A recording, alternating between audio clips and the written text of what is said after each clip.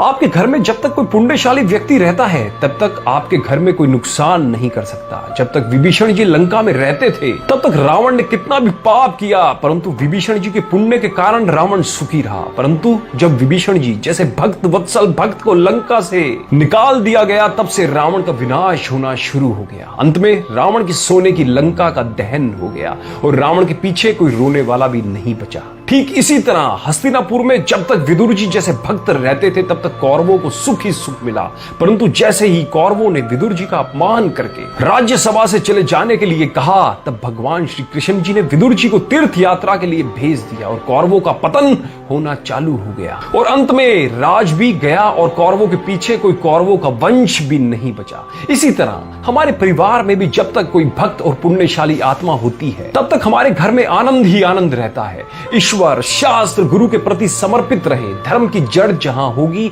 वहां अशुभ कर्म आने से डरेंगे।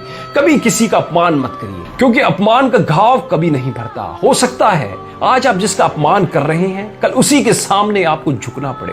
कर्मों का खेल भी निराला है, जो जैसा बोता है उसे वैसा ही काटना पड़ता है। आज दौलत या फिर ताकत के नशे में किसी का अपमान कर दिया तो क्या वह कर्म कभी पीछा छोड़ेंगे? हो सकता है आपकी धन संपदा सब कुछ उसी व्यक्ति के भाग्य से हो। कौन जानता है कि कौन किसके भाग्य का खाता है। कर्म कभी पीछा नहीं छोड़ते। भीष्म पितामह जैसे महाज्ञानी को भी भगवान से पूछना पड़ा कि उनके कौन से कर्म के कारण आज वे बाणों की शैया पर लेटे हैं। भगवान ने उन्हें बहुत ही सुंदर जवाब दिया कि कर्मों की गति बहुत गहरी है, इसलिए बहुत सोच समझ कर करिए। उनका अपराध था कि वह अन्याय को मूक दर्शक बनकर देखते रहे। जब उन्होंने उसका विरोध नहीं किया तो वे उसके भागीदार बन गए। मानिए या फिर मत मानिए, कर्मों का हिसाब हर किसी को देना पड़ता है, चाहे वह आज का कर्म हो या फिर 1000 वर्ष पुराना कर्म हो। कर्म हमेशा वापस लौट कर आते हैं। रिश्ते नाते दोस्त परिजन सर्व कर्मों की बदौलत है। हम कर्मों से कभी भाग नहीं सकते।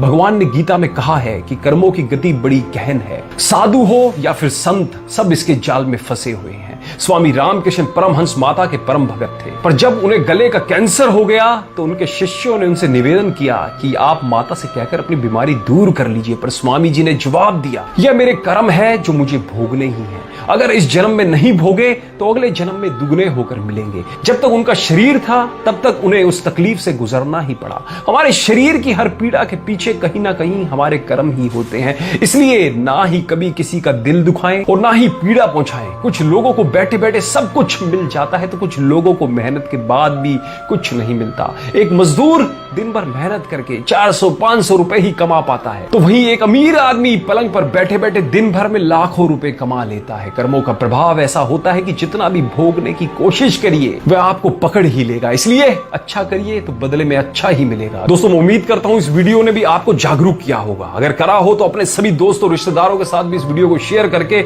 उनको भी कर्मों के प्रति जागरूक जरूर करें, जिनसे वो भी आने वाले समय में अच्छे कर्म कर सके। धन्यवाद।